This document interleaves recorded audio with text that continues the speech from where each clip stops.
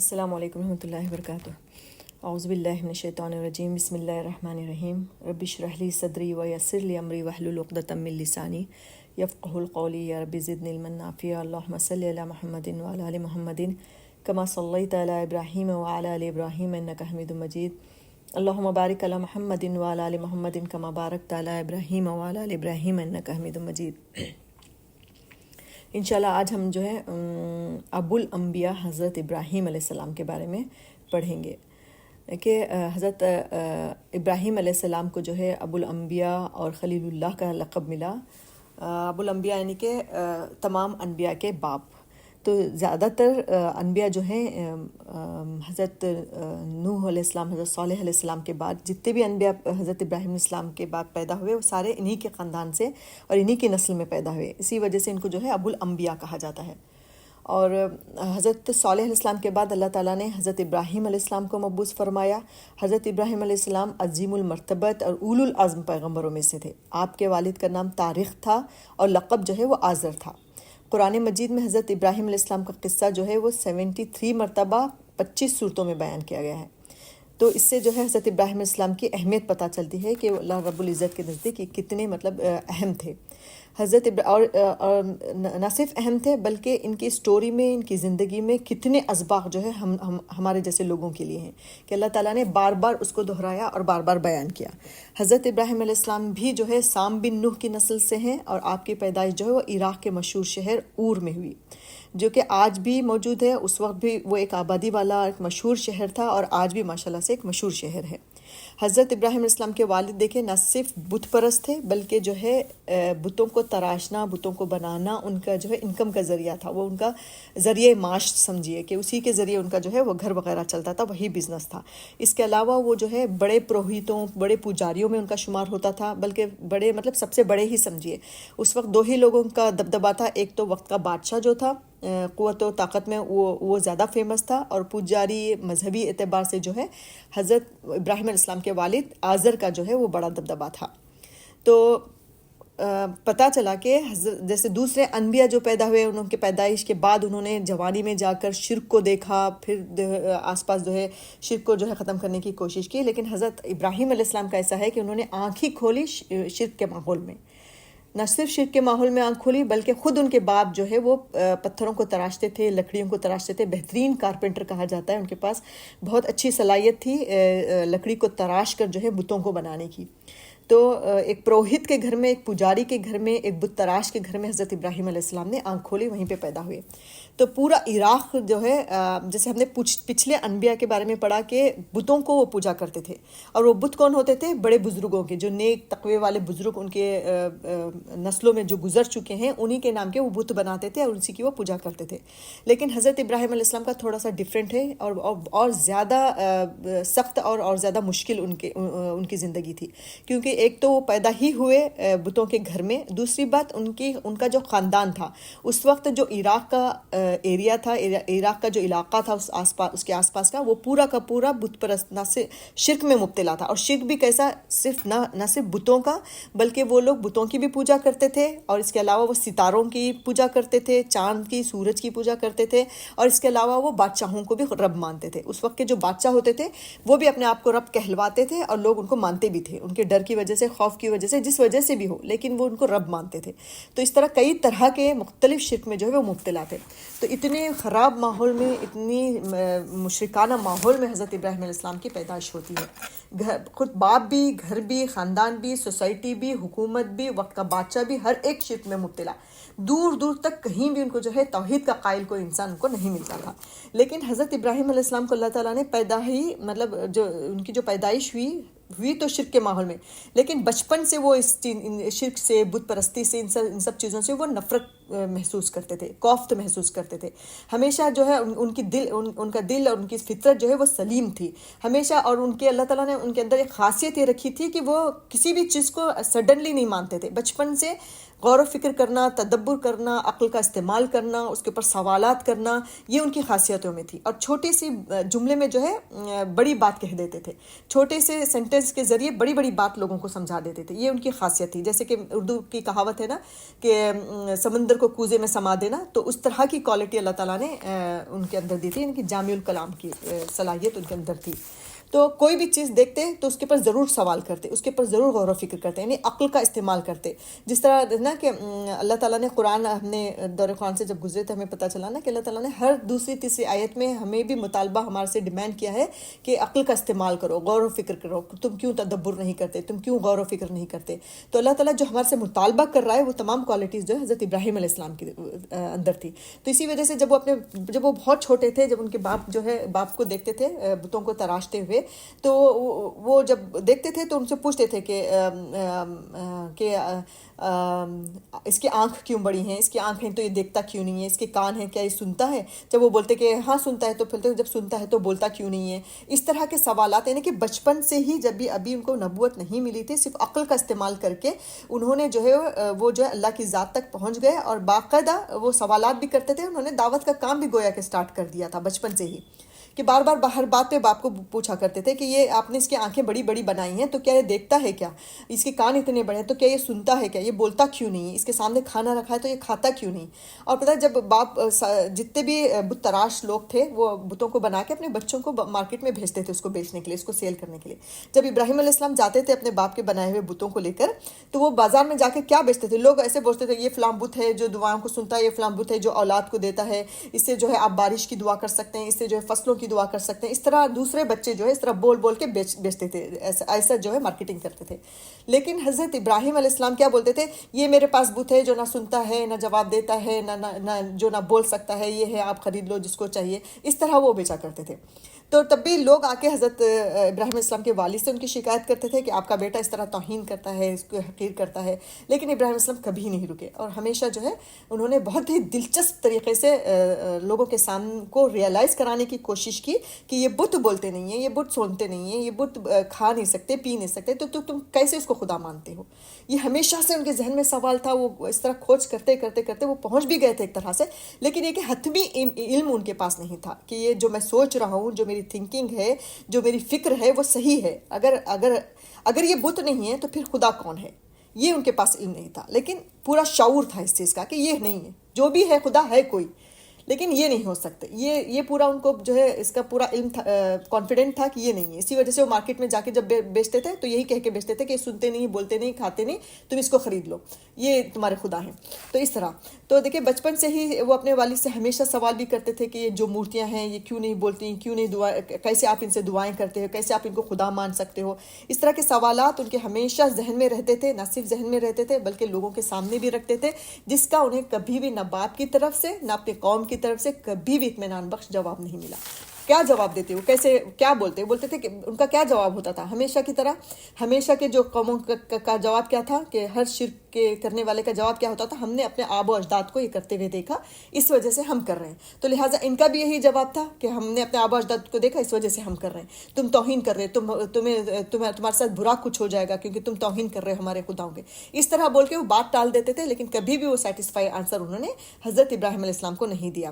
تو دیکھیں پھر یہ سب تو یہ ہے نا کہ جس نے ہمیں وہ لوگوں کے سامنے یہ بات بھی پازیٹیو بات بھی رکھتے تھے کہ خدا تو وہ ہونا چاہیے جس نے ہمیں پیدا کیا، جو ہمیں رزق دے رہا ہے، جو بارش برسا رہا ہے، بغیر نبوت کے، بغیر علم کے، وہ اپنے صرف خیال سے، اپنے جو ہے عقل سے یہ سب باتیں کرتے تھے کہ اصل میں تو خدا تو وہ ہونا چاہیے، عبادت تو اس کی کرنی چاہیے جو رزق دیتا ہے، جو نعمتیں دیتا ہے، جو آپ کو جو ہے جو نفع نقصان پہنچانے کا حامل ہے نا۔ تو اس طرح نگیٹو اور پازیٹیو دونوں طرح کی باتیں ان کے سامنے وہ رکھا کرتے تھے۔ تو اپنی زندگی تو اس طرح جو ہے حضرت ابراہیم کی زندگی، جیسے آپ کو پتا ہے کہ بے شمار اللہ تعالیٰ نے ان کے جو ہے ایگزامس لیے، امتحان لیے، ان کو آزمائشوں میں ڈالے، اور اللہ تعالیٰ اور وہ اللہ کے ہر آزمائش میں وہ کامیاب ہوتے چلے گئے۔ تو یہ ان کی زندگی کا سب سے پہلی آزمائش تھی کہ عقل کا استعمال صحیح کرتے ہو یا نہیں، ہے نا۔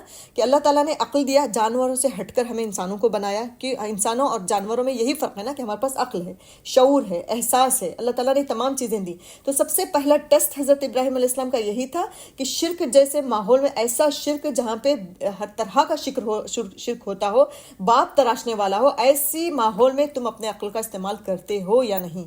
تو یہ ایگزام اللہ تعالیٰ نے حضرت ابراہیم علیہ السلام کا لیا۔ تو سب سے پہلے ایگزام میں حضرت ابراہیم علیہ السلام کامیاب ہو گئے کہ انہوں نے اپنے عقل کا استعمال کیا، غور و فکر کیا، سوچا، اور وہاں تک صحیح علم تک پہنچے، ہے نا۔ تو اب دیکھیں کہ اب یہاں پہ یہ بات ہمیں ملتی ہے کہ یہ عقل کا جو امتحان ہے وہ صرف نہ ان کے ساتھ نہیں تھا بلکہ ہمارے ساتھ بھی اللہ تعالیٰ لے رہا ہے، بلکہ ہمیں بھی اس کا جواب دینا پڑے گا، کیونکہ اللہ تعالیٰ نے ہمیں بھی عقل دیا ہے، اسمارٹنیس دی ہے، شعور دیا ہوا ہے، تو ہمارے سے بھی ضرور اللہ تعالیٰ پوچھے گا کہ تم نے اپنے عقل کا استعمال کہاں تک کیا۔ تو حضرت ابراہیم علیہ السلام کے اس واقعے سے ہمیں یہ اللہ تعالیٰ ایک حجت ہمارے پر تمام کر دیتا ہے کہ ہم آخرت میں نہیں بول سکتے کہ ہمارا معاشرہ ایسا ہی تھا، میرے گھر کا ماحول ایسا ہی تھا، میرے پاس صحیح علم پہنچا ہی نہیں۔ ہم اللہ کے پاس کہہ ہی نہیں سکتے یہ کہ اللہ تعالیٰ جب ہمارے سے پوچھے گا کہ کیوں تم بدعت، اب چونکہ اللہ کے شکر سے ہم اسلام کے دائرے میں ہیں، ہے نا، تو ہم کہہ سکتے ہیں کہ ہم لوگ شرک میں مبتلا نہیں ہیں، لیکن ہم بدعت میں مبتلا ہو سکتے ہیں، ہم غیر اسلامی رسم و رواج میں مبتلا ہو سکتے ہیں۔ تو ہم وہاں پہ نہیں کہہ سکتے جب اللہ پوچھے گا کہ کیوں تم اس بدعت میں مبتلا تھی، تو ہم نہیں کہہ سکتے کہ میرا ماحول ہی ایسا تھا، میں نے اپنے آب و اجداد کو، ماں باپ کو ایسے ہی کرتے ہوئے دیکھا، میرے پاس صحیح علم نہیں آیا، اس وجہ سے میں عمل نہیں کر پائی۔ کیونکہ اللہ تعالیٰ وہاں پہ ضرور آپ سے پوچھے گا کہ تمہاری عقل کہاں تھی، عقل کیا کر رہی تھی، تم نے عقل کا استعمال کیوں نہیں کیا، تم نے غور و فکر کیوں نہیں کیا۔ تو ہمیں غور و فکر، تو اس سے پتہ چلتا ہے کہ ہمیں حضرت ابراہیم علیہ السلام سے بڑا ہمیں مثال نہیں مل سکتی۔ ہمارے پاس اللہ کے شکر احسان سے ایسے کوئی ماں باپ نہیں ہیں جو شرک میں مبتلا ہوں، وہ بھی اتنے سخت شرک میں کہ وہ سورج کو پوج رہے ہیں، وہ ستاروں کو پوج رہے ہیں، وہ مٹی کے بت بنا رہے ہیں، وہ لکڑی کے بت بنا رہے ہیں، ایسا کچھ معاملہ نہیں ہے الحمدللہ۔ بس بدعت ہے، بس نہیں ہے وہ، حالانکہ وہ بھی شرک ہی کے برابر ہے۔ میں آگے بتاؤں گی، میں ہمیشہ بتاتی ہوں کہ شرک بہت وسیع معنی اپنے اندر رکھتا ہے۔ بظاہر مورتیوں کو پوجنا صرف شرک نہیں ہوتا، بلکہ بہت ساری چیزیں ہمیں جو ہے شرک تک لے کر جاتی ہیں۔ تو یہ ہمارا بھی امتحان ہے کہ عقل ہمارے پاس دیا ہے اللہ تعالیٰ نے، تو ہمیں عقل سے سوچنا چاہیے کہ میں اسلام کے دائرے میں داخل ہوں، میں جس دین کی نام لیوا ہوں، تو اس دین کے اس کے مطابق جو میرا عمل ہے، یا جو میرا کردار ہے، یا میرا جو لباس ہے، میرے گھر کا ماحول ہے، وہ اس میں میچ کرتا ہے کہ نہیں۔ یہ ہمیں غور و فکر کرنا چاہیے، صرف یہ سوچ کر کہ میرے ماں باپ کرتے تھے، میری ماں یہ اس طرح کا کام کرتی تھی، اس وجہ سے میں کر رہی ہوں۔ جو بھی کوئی رواج ہے گھر میں، اس کو آپ سوچئے کہ یہ جو ہے میرے دین سے میچ کرتا کہ نہیں۔ تو یہ غور و فکر کرنا، اس کے بارے میں علم حاصل کرنا۔ تو یہی حضرت ابراہیم علیہ السلام کے اتنا تو سخت نہیں ہوگا نا، کہ کتنا سخت رہا ہوگا کہ انہوں نے جو ہے کچھ بھی علم ان کے پاس نہیں ہے۔ ہمارے پاس الحمدللہ بہت بے شمار اسکالرس ہیں، کتابیں ہیں، علم تو آپ ماشاءاللہ ہر قدم قدم پہ ہمیں جو ہے مل جائے گا ہر چیز کا، لیکن ان کے پاس کچھ نہیں تھا۔ ایسے ماحول میں انہوں نے عقل کا استعمال کر ہمیں ایک مثال، ایک ایگزامپل ہمارے لیے سیٹ کر دی کہ عقل کا استعمال کرو اور دیکھو کہ جس ماحول میں تم ہو وہ اسلام کے مطابق ہے بھی یا نہیں۔ تو ایک پوائنٹ ہمیں اس سے ملتا ہے، اور اللہ تعالیٰ کے پاس جو ہے ہمیں ضرور سوال ہوگا کہ ہم نے اپنے عقل و فکر کا کتنا استعمال کیا۔ تو پھر دیکھیں کہ پھر جب اللہ تعالیٰ نے حضرت ابراہیم علیہ السلام کو، پھر اس کے بعد یہ بچپن میں تو کرتے رہے، رائٹ، کہ اپنے باپ کو پوچھتے رہے، معاشرے میں لوگوں کو پوچھتے رہے، بازاروں میں جا کے اس طرح بولتے رہے۔ پھر ایک ایج ہونے کے بعد اللہ تعالیٰ نے ان کو علم و حکمت عطا کیا، یعنی کہ نبوت عطا فرمائی، ان کو نبی بنایا، اور اصل علم جو ہے ان کو دیا کہ ہاں جو واقعی تم اب تک جو سوچتے تھے، جو تمہاری سوچ اور فکر تھی، وہ بالکل صحیح تھی کہ یہ بت جو ہے وہ خدا نہیں ہو سکتے، بلکہ وہ خدا ہے جو رزق دیتا ہے، جس نے انسانوں کو پیدا کیا۔ تو اس طرح ان کو نبوت ملی۔ جب نبوت مل گئی تو اب وہ اور کانفیڈنٹ ہو گئے کہ اب میرے پاس ہے، مجھے صحیح علم ہو گیا، کیونکہ اسی علم کی تلاش تھی نا ان کو بچپن سے۔ تو وہ علم مل گیا، وہ نبوت مل گئی، تو اب انہوں نے سب سے پہلا کام جو ہے اپنے گھر سے شروع کیا۔ کس سے؟ اپنے باپ سے شروع کیا، ہے نا۔ تو یہ ایک سیکھ ہے کہ جب بھی ہم دین کا کام کریں تو سب سے پہلا کام ہمیں جو ہے پہلے تو اپنی ذات ہے کہ عقل و فکر کا استعمال کر اپنے آپ کو صحیح کریں، پھر جو ہے دوسرا سٹیپ جو ہے ہمارے اپنے گھر والے، ماں باپ ہیں، بھائی بہن ہیں، اپنے بچے ہیں، اپنے شوہر ہیں، ان میں دین کا کام کریں۔ تو پہلے انہوں نے اپنے باپ کو ٹارگٹ بنایا، پھر ان کے سامنے جو ہے توحید کی دعوت رکھی۔ تو دیکھیں جب توحید کی دعوت حضرت ابراہیم علیہ السلام نے اپنے باپ کے سامنے رکھی تو ان کا کیا ریاکشن تھا؟ بہت ہی ادب، بہت ایک مشرک باپ تھا، حالانکہ ایک شرک کرنے والا باپ تھا، بتوں کو تراشنے والا باپ تھا، لیکن اس کے باوجود انہوں نے نہایت ادب و احترام کے ساتھ ان کے سامنے تبلیغ کی اور توحید کی دعوت ان کے سامنے رکھی، اور بالکل ویسے ہی انہوں نے ریاکشن دیا جس طرح کے پہلی قوموں نے پہلے انبیاء کو دیا، نہایت غصے کے ساتھ، پھٹتے ہوئے اور زبردست۔ مطلب آپ سمجھے کہ یہ پہلی دعوت تو نہیں رکھ رہے نا، حضرت ابراہیم علیہ السلام نے جب ان کے باپ کے سامنے کھل کر علم رکھا کہ میرے پاس وہ علم آیا ہے جو آپ کے پاس نہیں ہے، اب میں جان گیا ہوں کہ ایک ہی خدا ہے جس نے سب کو پیدا کیا، یہ جو آپ بت تراشتے ہیں، یہ جو بت پوجتے ہیں، یہ سب شرک ہے، آپ نہ کریں، آپ جہنم کی آگ سے بچیں۔ اس طرح سے جب انہوں نے رکھا تو ان کے باپ جو ہے آپے سے باہر ہو گئے، اور انہوں نے ان کو دھمکی دی کہ میں تمہیں سنسار کر دوں گا۔ سنسار مطلب اتنے پتھر مارنا کہ موت واقع ہو جائے۔ تو یہ دیکھیں کہ پہلی مرتبہ نہیں تھا کہ نبی حضرت ابراہیم علیہ السلام نے ان کے باپ کے سامنے رکھا اور انہوں نے پہلی مرتبہ ہی جو ہے ان کو سنگسار ہونے کی کرنے کی جو ہے دھمکی دی ہو، کیونکہ بچپن سے وہ کرتے آ رہے ہیں نا، بچپن سے کئی دنوں تک جوانی میں سب کیا، لیکن جب نبوت آئی تب انہوں نے ایسی بات کہی، تو ان کے باپ بھی ایکچولی تھک گئے تھے ان سے کہ سمجھاتے کہ بتوں کی توہین نہ کرو، بتوں کی تحقیر نہ کرو. تو اسی وجہ سے انہوں نے ان کو دھمکی دے دی کہ میں تمہیں جو ہے سنسار کر دوں گا، میں تمہیں اتنے پتھر ماروں گا کہ تم مر جاؤ گے. تو جس کے سلسلے میں دیکھیں کہ سورہ مریم میں اللہ تعالیٰ فرماتا ہے کہ جس کا ترجمہ ہے کہ اور اے نبی صلی اللہ علیہ وسلم اس کتاب میں ابراہیم کا قصہ بیان کرو، بے شک وہ نہایت سچے پیغمبر تھے جب انہوں نے اپنے باپ سے کہا کہ ابا جان آپ ایسی چیزوں کو کیوں پوچھتے ہیں جو نہ سنیں اور نہ دیکھیں اور نہ آپ کے کچھ کام آ سکیں. ابا جان مجھے ایسا علم ملا ہے جو آپ کو نہیں ملا، لہٰذا میرے ساتھ ہو جائیے، میں آپ کو سیدھی راہ پر چلا دوں گا. ابا جان شیطان کی پرستش نہ کیجیے، بے شک شیطان رحم کرنے والے اللہ کا نافرمان ہے. ابا جان مجھے ڈر لگتا ہے کہ کہیں آپ کو اللہ کا عذاب نہ پکڑے تو آپ شیطان کے ساتھی نہ بن جائیں. اس نے کہا کہ ابراہیم کیا تو میرے معبودوں سے برگشتہ ہے؟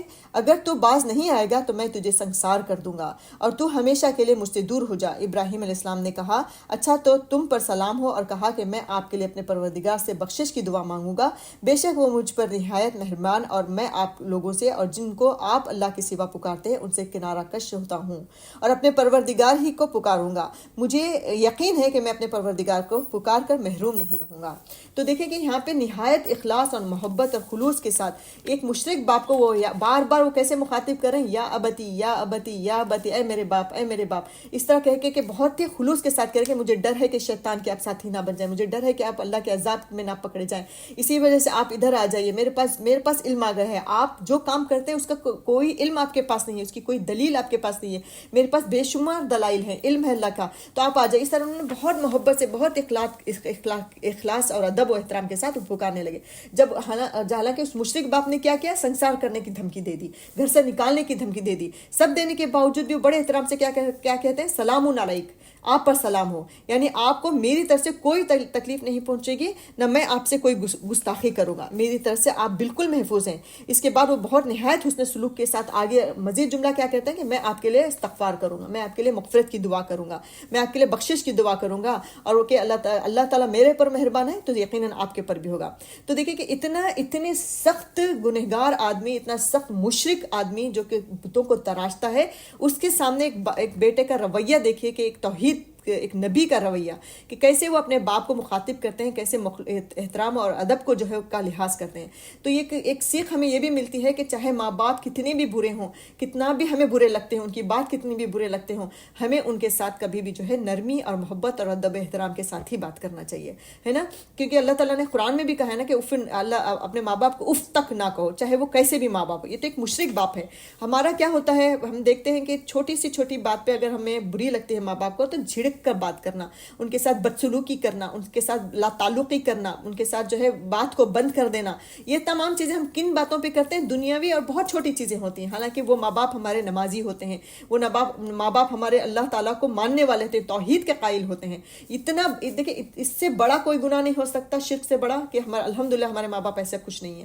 تو ہمیں لحاظ رکھنا چاہیے کہ ہمیں یہ سوچیں کہ اگر کچھ ہوتا ہے، کبھی ماں باپ ناانصافی کر دیتے ہیں، لیکن اللہ تعالیٰ کا یہی حکم ہے کہ ہم ان کے ساتھ حسن سلوک کریں. انبیاء کا یہی اصول تھا، انہوں نے کر دکھایا کہ چاہے مشرک ماں باپ ہی کیوں نہ ہو، ان کے ساتھ ہمارا سلوک جو ہے وہ اچھا ہونا چاہیے. لوگوں کا اعتراض ہوتا ہے کہ ماں باپ چاہے بچوں کا حق ادا نہ کریں، ماں باپ چاہے بچوں کے ساتھ کتنا بھی برا کریں، ہم اف تک نہ کہیں. یہ کیا بات ہوئی قرآن کی؟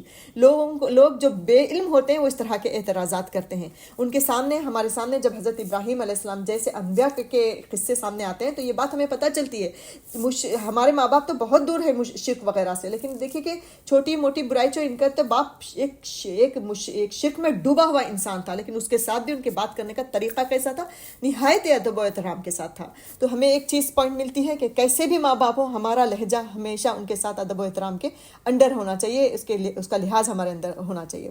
تو یہ چیز بھی پھر دیکھیں کہ جب باپ نے ان کو دھتکار دیا، باپ نے نہیں مانا اور دھمکی دے دی، تو انہوں نے کیا ہمت نہیں ہاری حضرت ابراہیم علیہ السلام نے کہ فوراً نکل گیا، قوم کو چھوڑ کر، ملک کو چھوڑ کر باہر نکل گیا. ایسا کچھ نہیں کیا، بلکہ انہوں نے کیا کیا، نہایت ثابت قدمی کے ساتھ، نہایت اعتماد کے ساتھ جو ہے سوچا کہ اب مجھے قوم کی طرف بڑھنے چاہیے، آگے بڑھنا چاہیے۔ تو دیکھیے یہ بھی ایک پوائنٹ ہے کہ ہم یہ سوچتے ہیں کہ میرے بچے بات نہیں مان رہے تو میں کیوں باہر دین کا کام کروں، ہے نا۔ ہم لوگ سوچتے ہیں، ہمارے شیطان اس طرح سے ورغلاتا ہے ہمیں کہ مجھے ایک بات، میں جب دین پہ عمل کرنے لگی تو میرا سب سے پہلا فرض بنتا ہے کہ میں اپنے گھر والوں کو سدھاروں۔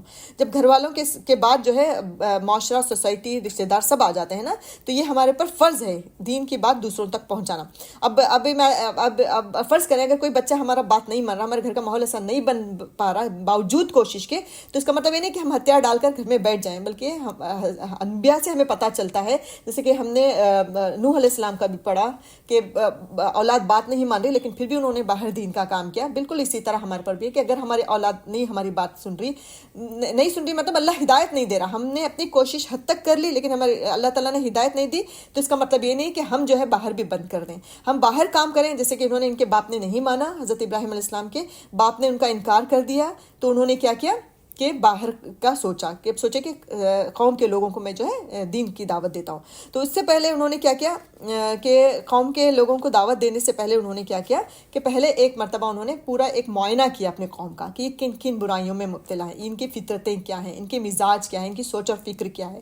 ایک نبی تھے تو انہوں نے ان کا ہر کام، ہر اسٹیپ جو ہے پوری پلاننگ کے ساتھ ہوتا تھا، پوری ذہانت کے ساتھ ہوتا تھا، پوری سوچ اور فکر کے ساتھ ہوتا تھا۔ تو وہی کام انہوں نے کیا کہ بہت غور و فکر کیا ان کے اوپر کہ کس میں مبتلا ہیں۔ تو اب جیسے میں نے پہلے بتایا کہ وہ صرف بت پرستی میں مبتلا نہیں تھے، بلکہ وہ سیاروں کو، اسٹارز کا، اور جو ہے سورج اور چاند ستاروں کی بھی جو پوجا کیا کرتے تھے، ان کو بھی خدا مانتے تھے۔ تو انہوں نے کیا کیا کہ ایک ایک چیز انہوں نے پلان کیا کہ میں ایک ایک چیز کو ٹارگٹ بناتا ہوں۔ اب ایک پہلی چیز انہوں نے کیا کیا، ستاروں کو ٹارگٹ بنایا کہ میں پہلے ان سے جو ہے ستاروں کے بارے میں بات کرتا ہوں، ایک لاجک ان کے سامنے لاتا ہوں کہ ستارے، یہ سٹارز، یہ کیسے تمہارے جو ہے خدا ہو سکتے ہیں۔ تو وہ موقع کی تلاش میں تھے، بہت ہی ذہانت کے ساتھ، بہت ہی پلاننگ کے ساتھ، اور انہوں نے سوچا کہ یہ ستاروں کو لے کر بھی ان کے قوم کے اندر بہت گہرے عقائد تھے۔ مختلف ستاروں کو مختلف چیزوں کے لیے انہوں نے مخصوص کر رکھا تھا۔ کسی ستارے کو کہ مطلب رہتا ہے نا کہ کوئی ستارہ ہے، کوئی سٹار ہے، وہ نمودار ہوتا ہے، وہ مطلب وہ نکلتا ہے باہر، تو اس کا مطلب ہے کہ یہ مہینے میں خوشی آنے والی ہے۔ اگر کوئی سٹار جو ہے وہ اگر چھپ جاتا ہے تو اس کا مطلب ہے کہ کوئی جو ہے برائی ہونے والی ہے، تو اس مہینے میں وہ کوئی بزنس نہیں کرتے، اس مہینے میں وہ شادی نہیں کرتے۔ اس طرح کے توہم پرست بھی تھے وہ۔ تو غائب ہونے کو، یعنی کہ بیسکلی کیا تھا، ستاروں، سورج، چاند، ستاروں کے طلوع و غروب کا ایفیکٹ وہ انسانی زندگی پر ہوتا، یہ سمجھتے تھے۔ ان کا یہ عقیدہ تھا کہ ان ستاروں کا غروب ہونا، ان ستاروں کا طلوع ہونا انسانی زندگی پر اثر کرتا ہے۔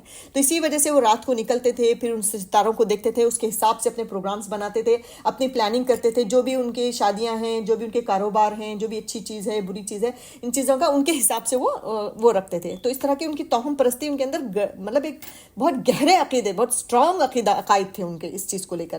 تو اس چیز کو سب سے پہلے حضرت ابراہیم علیہ السلام نے کیا، تو انہوں نے کیا کیا، ایک مرتبہ قصدن، ارادتاً جو ہے وہ ان کے ساتھ نکلے رات کے ٹائم، جب وہ پوجا کرنے کے لیے جاتے ہیں، ستاروں کو وہ سب چیزیں دیکھنے کے لیے جاتے ہیں، تو ان کے ساتھ نکلے، اور انہوں نے جب دیکھا کہ آپس میں آس پاس کے لوگ بولے کہ یہ میرا رب ہے، یہ فلاں کا رب ہے، یہ جو خوشی دینے کا ہے، یہ وہ والا ستارہ اس چیز کا ہے، اسٹارز کو دیکھ کر سب لوگ اپنے اپنے رب بتا رہے تھے۔ تو پلاننگ کے تحت حضرت ابراہیم علیہ السلام نے بھی کہا کہ فلاں ستارہ، اشارہ کر کے کہا کہ فلاں ستارہ میرا رب ہے۔ بس مطلب ایک کنورزیشن کے ذریعے اس طرح وہ ان کو بات ان کے سامنے سمجھانا چاہ رہے تھے۔ واقعی میں وہ نہیں کہہ رہے تھے کہ میرا رب ہے، بلکہ لوگوں کے ذہنوں کو جھنجھوڑنے کے لیے یہ اس طرح سے انہوں نے سٹیپس لیے۔ انہوں نے کہا کہ یہ فلاں میرا رب ہے، تو لوگ حیرت سے ان کو دیکھنے لگے، کیونکہ وہ بچپن سے حضرت ابراہیم علیہ السلام کو جانتے تھے نا، کہ اس کو تو بڑا اعتراض تھا ان سب چیزوں پہ، یہ بتوں پہ اعتراض کرتا تھا، یہ ستاروں پہ اعتراض کرتا تھا، آج کیسے یہ اس کو رب مان رہا ہے۔ تو پھر لوگوں نے سوچا کہ چلو دیر ہی صحیح، یہ آیا تو صحیح راستے پہ، ان خداؤں نے جو ہے شاید اس کو ہدایت دے دی ہوگی۔ تو اس طرح وہ خوش ہونے لگے۔ پھر جو ہے تھوڑی دیر کے بعد جب وہ بولے کہ اچھا تم دعا مانگ لو اس سے، جو بھی اس ستارے سے مانگتے ہو، ابھی وہ دعا کرنے لگے تھے کہ وہ ستارہ جو ہے وہ غائب ہو جاتا ہے نا، وہ ستارے ایک دم سے اچانک آتے ہیں، پھر جو ہے منظر سے غائب ہو جاتا ہے۔ اس طرح سے کچھ جو ہے ان کے ساتھ ہوا۔ تو انہوں نے کیا بولا، حضرت ابراہیم علیہ السلام نے چلا کر کہا کہ ارے یہ کیا ہو گیا، میرا رب تو غائب ہو گیا، چلا گیا ہے نا۔ کتنے انہوں نے چالاکی سے، کتنی ذہانت اور کتنی دلچسپ انداز سے ان کے سامنے بات رکھنے کی کوشش کی، کہ انہوں نے بولا کہ حضرت ابراہیم علیہ السلام نے قوم سے کہا ارے میرا رب تو غائب ہو گیا، میں کیا کروں، میں کس سے دعا مانگوں۔ تو قوم کے لوگوں نے کہا ہاں ستارے ایسے ہی ہوتے ہیں، ایک تھوڑی دیر کے لیے آتے ہیں، تھوڑی دیر کے لیے غائب ہو جاتے ہیں. تو بولے ایسے یہ تو میرا رب ہو ہی نہیں سکتا، پھر میں کیسے دعا مانگوں کہ اب تو یہ چلا گیا، میں کس سے دعا مانگوں، کس کو پکاروں. تو لوگ مطلب ایک ضرب انہوں نے ان کے دماغ پہ ماری کہ لوگ سوچنے پہ مجبور ہو گئے ہاں کیا ہو گیا پھر اس طرح سے. پھر تھوڑی دیر کے بعد جب چاند نظر آنے لگا تو حضرت ابراہیم علیہ السلام نے کہا اچھا ٹھیک ہے اب یہ جو ہے زیادہ بڑا ہے اور زیادہ چمکدار ہے، میں کام کرتا ہوں اس کو میں اپنا رب بنا لیتا ہوں اور میں اس سے دعا کرتا ہوں. پھر صبح ہوتے ہوتے چاند بھی غائب ہو جاتا ہے. پھر وہ قوم کے لوگوں کو پکار کر کہتے ہیں کہ یہ چاند بھی غائب ہو گیا، اب میں کیا کروں، میں کس سے دعا مانگوں. تو پھر ایک اور ضرب ان کے دماغوں پہ لگی کہ ہاں یہ کیسے دعا مانگے گا. قوم کے لوگ سوچنے لگے. اس کے بعد تھوڑی دیر کے بعد جب سورج طلوع ہوتا ہے تو حضرت ابراہیم السلام کہتے ہیں کہ ارے یہ واقعی یہ رب ہو سکتا ہے کیونکہ یہ بہت بڑا ہے اور سب سے زیادہ روشن ہے، سب سے زیادہ خوبصورت ہے، تو میں اس سے دعا مانگتا ہوں. جیسے جیسے شام ہونے لگتی ہے تو سورج ڈھلنے لگتا ہے تو پھر وہ قوم کو پکار کر کہتے ہیں کہ ارے یہ بھی غائب ہو گیا، اب میں کیسے کروں. پھر تب جا کے جو ہے پورا یہ دیکھیں پورا کنورزیشن اللہ تعالیٰ نے حضرت سورہ انعام کی آیت نمبر 75 to 83 آیت میں اللہ تعالیٰ نے بیان کیا ہے کہ وہ آپ اس کا ترجمہ میں آپ لوگوں کو پڑھ کے سناتی ہوں کہ اور ہم نے اسی طرح حضرت ابراہیم کو آسمانوں اور زمین کے عجائبات دکھائے تاکہ وہ خوب یقین کرنے والوں میں ہو جائے. یعنی جب رات نے ان کو ڈھانپ لیا تو انہیں آسمان سے ایک ستارہ نظر آیا. وہ کہنے لگا یہ میرا پروردگار ہے. جب وہ غائب ہو گیا تو کہنے لگا مجھے غائب ہو جانے والے پسند نہیں. پھر جب چاند کو دیکھا کہ چمک رہا ہے تو کہنے لگے یہ میرا پروردگار ہے. لیکن جب وہ چھپ گیا تو بول اٹھے کہ اگر میرا پروردگار مجھے سیدھا راستہ نہ دکھائے گا تو میں ان لوگوں میں ہو جاؤں گا جو بھٹک رہے ہیں. پھر جب سورج جگمگانے لگا تو کہنے لگے کہ یہ میرا پروردگار ہے، یہ سب سے بڑا ہے. مگر جب وہ بھی غروب ہو گیا تو کہنے لگے لوگوں جن چیزوں کو تم اللہ کا شریک بناتے ہو ان سے میں بیزار ہوں. تو جب سورج غروب ہو گیا، نہیں کہ انہوں نے اسٹیپ بائی اسٹیپ لیا، ایک ساتھ سارے ستاروں کا ذکر نہیں کیا بلکہ پہلے ستاروں کو لیا، جب وہ غائب ہو گئے تو چاند، مطلب سوچنے پہ مجبور کر رہے تھے. یہ ایک ٹرک تھی ان کی کہ قوم کو کیسے جو ہے اس پلیٹ فارم پر لائیں کہ وہ سوچیں، غور و فکر کریں، اپنے عقل کا استعمال کریں. کہ بولے کہ جب تینوں غائب ہو گئے تب انہوں نے کہا کہ یہ کیسے تمہارے شریک ہیں، میں ان سے بیزار ہوں، میں ان کو نہیں مانتا. میں نے سب سے یکسو ہو کر اپنے آپ کو اب اسی ذات کی طرف متوجہ کیا جس نے آسمانوں اور زمین کو پیدا کیا، اور میں مشرکوں میں سے نہیں ہوں. اور ان کی قوم ان سے بحث کرنے لگی تو انہوں نے کہا کہ تم مجھ سے اللہ کے بارے میں بحث کرتے ہو، اس نے تو مجھے سیدھا راستہ دکھایا، اور جن چیزوں کو تم اس کا شریک بناتے ہو میں ان سے نہیں ڈرتا. اس پر قوم جو ہے ان کی آرگیومنٹس کرنے لگی، ان کو ڈرانے لگی کہ تم جو ہے ستاروں کو برا بھلا کہہ رہے ہو، ان خداؤں کو برا بھلا کہہ رہے ہو، تمہارے ساتھ یقیناً جو ہے بہت کچھ برا ہونے والا ہے. تو اس بات پر انہوں نے کہا کہ تم اس اللہ کے لیے میرے سے بحث کرتے ہو، میں کسی سے ڈرتا نہیں. یہ جو خدا ہے جس کو تم بنا بیٹھے یہ میرا کچھ نہیں بگاڑ سکتے. پورے نہایت کانفیڈنٹ کے ساتھ انہوں نے کہا ہاں جو میرا پروردگار ہے وہ سب کچھ کر سکتا ہے. میرا پروردگار اپنے علم سے ہر چیز کا احاطہ کیے ہوئے ہے. کیا تم خیال نہیں کرتے بھلا میں ان چیزوں سے جن کو تم اللہ کے ساتھ شریک بناتے ہو کیسے ڈر سکتا ہوں جبکہ تم اس سے نہیں ڈرتے، یعنی کہ اللہ کی ذات سے نہیں ڈرتے شرک کرتے ہوئے، تو میں ان بے خداؤں سے کیسے ڈر سکتا ہوں. اب دونوں میں سے کوئی ایک صحیح ہو سکتا ہے. اس طرح انہوں نے پوری بات ان کے سامنے رکھی. یعنی کہ جب قوم سوچنے پہ مجبور ہو گئی تب انہوں نے ان کے سوچ پہ جو ہے ضرب لگائی کہ واقعی تم سوچو کہ ان خداؤں سے ہم کیسے ڈر سکتے ہیں جس کو تم نے خدا بنایا ہوا ہے. تمہارا پروردگار دانا. پھر کہ اس مقام پر اللہ تعالیٰ نے کیا کیا، حضرت ابراہیم علیہ السلام اور ان کے قوم کے درمیان جو مناظرہ کیا ہے وہ پورا اللہ تعالیٰ نے پورے قرآن میں اللہ تعالیٰ نے کئی جگہ اللہ تعالیٰ نے بیان کیا ہے کہ آپ نے یہ واضح فرمایا. دیکھیں سب سے پہلے انہوں نے یہ واضح فرمایا کہ روشن ستاروں کی صورت میں چمکنے والے جو سیارے ہیں یہ صرف جو ہے اللہ کی بنائی ہوئی ایک مخلوق ہے، ایک چیز ہے، اس کے علاوہ ان کا کچھ نہیں ہے. اس کے ساتھ ان کی عبادت نہیں ہونی چاہیے کیونکہ وہ مخلوق ہیں جنہیں دیکھ بھال کی ضرورت ہوتی ہے، جنہیں مینٹیننس کی ضرورت ہے، جو کسی کے اشاروں پہ نکلتے ہیں، کسی کے اشاروں پہ اندر چلے جاتے ہیں. اس کا مطلب اس کے پیچھے کوئی ایک خدا ہے. تم غور تو کرو، تم سوچو تو صحیح. اور جو میں جس خدا کی طرف میں تمہیں بلا رہا ہوں وہ کبھی اوجھل نہیں ہوتا، وہ کبھی جو ہے ختم نہیں ہوتا، وہ ہمیشہ سے ہے، وہ ازل ہے، وہ ابد ہے، اور اس کے ساتھ کوئی دوسرا معبود نہیں. تو اس طرح حضرت ابراہیم علیہ السلام نے ساری قوم کو جو ہے لاجواب کر دیا. پہلے انہوں نے باپ کو کیا، پھر جو ہے قوم کے سامنے یہ بات رکھی اور بہت ہی لاجک انداز میں انہوں نے ان کے سامنے بات رکھی. تو اب ان کے پاس کوئی بھی جواب نہیں تھا لیکن پھر بھی وہ جو ہے اپنی بات پر ہی اڑے رہے. کس وجہ سے؟ ابھی وہ سوچنے پہ آمدہ ہی ہو رہے تھے کہ شیطان نے ان کے ذہن میں پھر سے ڈال دیا کہ نہیں یہ ابراہیم غلط بول رہا ہے کیونکہ ہمارے آب و اجداد تو ستاروں کو ہی پوجا کرتے تھے تو وہ کیسے غلط ہو سکتے ہیں. اگین وہی آب و اجداد کرتے تھے، باپ دادا کرتے تھے، میری فیملی کرتی تھی، وہی بات، یہی ہتھ کنڈا، یہی ہتھیار لے کر شیطان شروع سے جو ہے قوموں کو بہکاتا آ رہا ہے اور کامیاب بھی ہوتا جا رہا ہے. تو وہی ابھی وہ سوچنے پہ مجبور سوچنا ہی چاہ رہے تھے کہ شیطان نے ان کے دماغ میں پھر سے ڈال دیا کہ نہیں آبا و اجداد کیسے غلط ہو سکتے ہیں، صحیح ہو سکتے، وہی صحیح ہو سکتے ہیں. تو اب یہاں پہ دیکھیں کہ اب یہ اس پوائنٹ پہ آ کر ستاروں کا یہ توہم پرستی یہ تمام چیزوں پہ آ کر ذرا رک کر سوچیے کہ اس طرح کی کسی چیز میں ہم تو ملوث نہیں ہیں. ہم تو جب اس طرح کے واقعے پڑھتے ہیں تو ہمیں ہنسی آتی ہے کہ کیسے یہ کیسی قوم تھی، کیسی بے عقل قوم تھی، بے وقوف قوم تھی کہ ستاروں کو بھی کوئی پوچھتا ہے، کوئی اسٹار سے بھی جا کے دعا مانگتا ہے، وہ اولاد دینے والا، اس طرح سے ذہن میں آتا ہے نا، ہنسی بھی آتی ہے. تو لیکن اگر ذرا غور فکر کریں تو بالکل یہ چیزیں ہماری سوسائٹی میں موجود ہیں آج کی ڈیٹ میں بھی. دوسروں میں تو ہیں ہی، ہندوؤں میں ہیں ہی. وہ ہے میرے گھر کے سامنے ایک لیڈی ہے، ڈیلی صبح میں نکلتی ہے اور سورج کو ایسے نمستے کر کے اندر چلی جاتی ہے، پھر شام میں آتی ہے نمستے کر کے اندر چلی جاتی ہے. وہ 2 ہی ٹائم باہر نکلتی ہے. اتنا عقیدہ اس کا کہ کتنا جو 2 سال پہلے سنو بھری ہوئی تھی نا، اس ٹائم بھی وہ اتنی سنو کے میں ڈور بھی نہیں کھل رہے تھے لیکن وہ کھول کے باہر آتی تھی اور نمستے کر کے چلی جاتی تھی. اتنے سخت عقائد والے آج بھی دوسری قوموں میں موجود ہیں، لیکن ہمیں غور کرنا ہے اپنے معاشرے میں، اپنی سوسائٹی میں، تاکہ ہمارے اندر وہ نہ آئے. کیا ہے ہماری سوسائٹی کے اندر اس طرح کی چیزیں؟ آپ ذرا غور کریں کہ کوئی ایسی چیز ہے جس کو ہم اللہ کے برابر ٹھہرا رہے ہیں، جس کو ہم سمجھ رہے ہیں کہ نفع پہنچا سکتی ہے، یہ ہمیں نقصان پہنچا سکتی ہے. جیسے مثال کے طور پر میں آپ کو دے رہی ہوں کہ دنوں کے نام ہیں، دنوں ہیں، مہینوں کو لے کر، رنگوں کو لے کر، اوقات کو لے کر، اور ایون نمبروں کو بھی لے کر ہم بہت ساری دنوں کو جو ہے منحوس سمجھتے ہیں.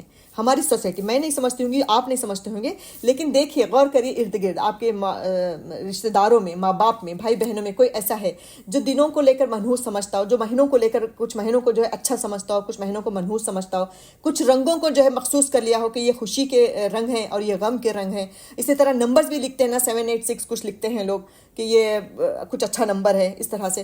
تو یہ بھی بالکل ویسا ہی شرک ہے، ویسا ہی عمل ہے جس طرح کہ حضرت ابراہیم علیہ السلام کی قوم کرتی تھی. جیسے کہ مثال کے طور پر ہمارے سے تو یہ بھی دیکھیں کہ جو شرک ہوتا ہے، جو غلط چیز ہوتی ہے، وہ ہر ایریا میں الگ الگ ہوتی ہے، متفق نہیں ہوتے سب اس بات پہ. جیسے کہ 5 ٹائم کی نماز یہ صحیح چیز ہے، پوری دنیا کے مسلمان کہیں بھی کونے میں کسی کے مسلمان چل جائے ان کے نزدیک 5 ٹائم کی ہی نماز فرض ہے. تو آپ سمجھے کہ کوئی ایسی چیز آپ کے یہاں رائج ہے جو پوری دنیا میں نہیں ہے، تو وہ اس کا تعلق اسلام سے نہیں ہے. جیسے کہ مثال کے طور پر ہمارے سائڈ ایسا ہوتا ہے کہ ٹیوزڈے کے دن کو برا مانا جاتا ہے، اس دن کوئی نکاح نہیں رکھتا، شادی نہیں کی جاتی، کیونکہ سمجھتے ہیں کہ منحوس دن ہے، اس دن شادی. آج کی ڈیٹ میں بھی پڑھے لکھے لوگوں کے گھروں میں، بلکہ اکثر کچھ دینی گھرانوں میں بھی یہ جو ہے یہ ٹرینڈ ابھی بھی موجود ہے، یہ سوچ ابھی بھی موجود ہے کہ ٹیوزڈے کے دن نکاح کو نہیں رکھا جاتا، تو یہ منحوس دن مانا جاتا ہے. گویا کہ ہم نے اللہ کے آگے جو ہے اس دن کو کھڑا کر دیا کہ یہ دن میں اگر ہم کریں گے تو یہ ہمیں نقصان پہنچائے گا، اور جمعرات کے دن کریں گے تو جو ہے ہمیں فائدہ ہوگا. حالانکہ سارے کے دن اللہ تعالیٰ نے بنائے، سارے مہینوں کو اللہ تعالیٰ نے بنایا. آپ محرم کو لے لیں، محرم کو لے کر کتنے عقائد، غلط عقائد لوگوں میں ہیں کہ محرم کے مہینے میں کوئی سفر نہیں کرتا، کہ اس مہینے میں سفر کریں گے تو جو ہے برا ہوگا، ایکسیڈنٹس ہوں گے، موت ہو جائے گی، پتہ نہیں کیا کیا ہوگا. اسی طرح جو ہے بدھ کے دن کو لے کر کچھ عقائد دوسرے ہیں، ہے نا. تو اسی طرح جو اوقات کو لے کر بھی 12 بجے نہیں نہاؤ، مغرب کے ٹائم نہیں نہاؤ، وہاں پہ نکلو، یہ ٹائم برابر نہیں، یہ وہ ٹائم برابر نہیں. یہ بھی بالکل اس پہ بھی آپ جو ہے غور کر سکتے ہیں کہ یہ کتنی چیزیں ہمارے. اسی طرح رنگوں کو لے کر بھی کہ سفید لباس، بلیک لباس، سفید کپڑے کو مخصوص کر لیا کس کے لیے؟ غموں کے لیے، دکھوں کے لیے، میت کے لیے، جنازوں کے لیے. اور کالا لباس جو ہے شادیوں میں پہننا جو ہے وہ منحوس مانا جاتا ہے. حالانکہ اگر دیکھیں نبی صلی اللہ علیہ وسلم کی زندگی تو نبی صلی اللہ علیہ وسلم کو سفید لباس بہت زیادہ پسند تھا، سفید کلر کا، وائٹ کلر جو وہ بہت پسند کرتے تھے، ہر طرح کے اس میں جو سفید پہننا پسند کرتے تھے، عید میں، جمعہ کے دن، یہ سبھی چیزیں. لیکن دیکھیں ہمارے یہاں ایک کانسیپٹ بن گیا. ہاں ہو سکتا ہے کہ میں اور آپ یا ہمارے بہت سارے لوگ نہیں کرتے ہوں کہ میت میں وائٹ لباس نہیں پہن رہے ہوں، لیکن وائٹ لباس شادیوں میں نہیں پہنتے. تو اس کا مطلب یہ کہیں نہ کہیں ہمارے دماغوں میں ایک تھوڑی رائے کے برابر بھی اس طرح کا کوئی عقیدہ ہے جس کی وجہ سے ہم وائٹ لباس شادیوں میں استعمال نہیں کرتے، ہے نا. غور کریں آپ اس سب چیزوں کو. تو ایسی چیزیں ہیں، رنگوں کو لے کر ہو یا نمبروں کو لے کر ہو، ڈیز ہو، دن ہو، مہینے ہو، ہمارا عقیدہ یہ ہونا چاہیے کہ سب کچھ اللہ تعالیٰ نے بنایا، ہر وقت اللہ تعالیٰ نے بنایا، گھڑی اللہ تعالیٰ نے بنائی، ہر مہینے کو اللہ تعالیٰ نے بنایا، سب کچھ. اگر اللہ چاہے تو ہر وقت انسان کے لیے بابرکت ہے، اور اللہ جس کے لیے چاہتا ہے وہ وقت اس کے لیے بربادی کا ذریعہ بن جاتا ہے. تو یہ عقیدہ ہمارا پختہ ہونا چاہیے، اس میں ہمیں بالکل نہیں ڈگمگانا چاہیے. تو گویا کہ ہم ان وقت کو، اوقات کو، مہینوں کو جو ہے نفع و نقصان کا ذریعہ سمجھ کر، مالک سمجھ کر ہم گویا کہ اللہ کے ساتھ شرک کر رہے ہیں. تو صرف اللہ کے اختیار، حالانکہ ان سب چیزوں پر اللہ تعالیٰ کا ہی اختیار ہے، چاہے وہ کپڑے ہوں، کلر ہو، لیکن اس طرح ہم جو ہے شرک میں مبتلا ہیں اور ہمیں پتہ بھی نہیں ہے. ہم سمجھ رہے ہیں کہ ہم نماز پڑھ رہے ہیں، ہم روزہ رکھ رہے ہیں، ہم جو ہے اسلام کے دائرے میں ہیں اور مسلمان ہیں، ہم شرک میں مبتلا، اور ہم لوگ ہنس بھی رہے ہیں دوسرے قوموں پر، لیکن کہیں نہ کہیں ہم بھی اس میں جو ہے شامل ہیں. اب یہی سب سے بڑا دلیل ہے کہ ہم شادیوں میں وائٹ لباس کیوں نہیں پہنتے. کسی کی بھی شادی ہو ہم نے اکثر کو دیکھے موسٹلی انسان نہیں بناتا، کیونکہ ہمارے ذہن میں ہے کہ یہ کفن دفن کا. آپ اگر غور کریں کہ یہ آیا کہاں سے، آپ دیکھتے ہوں گے کہ فلموں میں ڈراموں میں دکھایا جاتا ہے کہ جب کسی کے گھر میت ہوتی ہے، جنازہ ہوتا ہے، تو وہاں پہ پورے جتنے بھی شریک ہوتے ہیں سب ایک لباس پہن کر آتے ہیں. تو ایک طرح سے دیکھا جائے تو وہ کانسیپٹ ادھر سے آیا. حالانکہ اللہ کے نبی صلی اللہ علیہ وسلم کو پسند تھا وائٹ لباس، اور وہ ہمیشہ اچھی چیزوں میں پہنا کرتے تھے، ہمیشہ پہنتے تھے، زیادہ تر وہی پہنتے تھے. تو دیکھیں کہ اس طرح ہم جو ہے شرک میں مبتلا ہیں. تو یہ غور کرنے کی چیز ہے اور اس کو دور کرنے کی بھی ضرورت ہے، غور و فکر کے ساتھ اپنی عقل کا استعمال کر کے. کیونکہ شرک جو ہے وہ کوئی چھوٹا موٹا گناہ نہیں ہے، یہ ایک ایسا گناہ ہے جس کے بارے میں اللہ تعالیٰ نے کہہ دیا کہ شرک کے علاوہ تمام گناہ اللہ تعالیٰ معاف کرے گا. توبہ سے اللہ تعالیٰ ہر گناہ معاف کر سکتا ہے سوائے شرک کے. بلکہ حدیث ہے کہ مشرک جو ہے کبھی جنت میں داخل نہیں ہو سکتا. اور ایک اور حدیث ہے کہ شرک کرنے والے کے گناہ معاف نہیں ہو سکتے. پھر ایک اور نبی صلی اللہ علیہ وسلم کی حدیث ہے کہ جس نے کہا کہ ستارے کی وجہ سے بارش ہوئی، اس نے ستارے پر ایمان لایا اور اللہ تعالیٰ کے ساتھ اس نے کفر کیا. تو اتنا سخت اس کا حکم ہے شرک کا کہ ہم ستاروں کو بھی دیکھیں. ابھی بھی آج بھی ہمارے بہت سارے مسلمان سٹارز پہ جو برتھ ڈے ڈیٹ رکھ کر جو ڈیٹ دیکھا جاتا نا، اس ڈیٹ سے ڈیٹ میں پیدا ہونے والے فلاں ستارے کے ہیں، کچھ اس طرح سے ہے. وہ مجھے اس کے بارے میں اتنا علم نہیں ہے، لیکن ہے اس طرح سے کچھ جو نیوز پیپرز وغیرہ میں بھی آتا ہے، سوشل میڈیا پہ بھی رہتا ہے، جس کے ذریعے لوگ سمجھتے ہیں کہ ہاں یہ اس مہینے سے مہینے میں پیدا ہونے والے لوگوں کا اس مہینے میں اچھا ہوگا یا برا ہوگا. تو ستاروں سے ہی تو دیکھا جاتا ہے. تو کہیں نہ کہیں ہم بھی جو ہے انہی قوموں کو فالو کر رہے ہیں، انہی قوموں کی برائیوں میں مبتلا ہیں.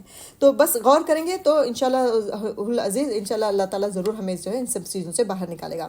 تو دیکھیں کہ قوم پھر آگے دیکھیں. بہرحال تو پورا لائیو ڈیمو حضرت ابراہیم علیہ السلام نے دیا سٹارز کے سامنے کہ یہ سٹار نکلا، پھر چاند نکلا، پھر سورج نکلا، بالکل لائیو ان کے سامنے ایک ڈیمو دیا. لیکن اس کے باوجود بھی ان کا بھی بالکل وہی ریاکشن تھا جو کہ ان کے باپ کا تھا یا پچھلی قوموں کا تھا.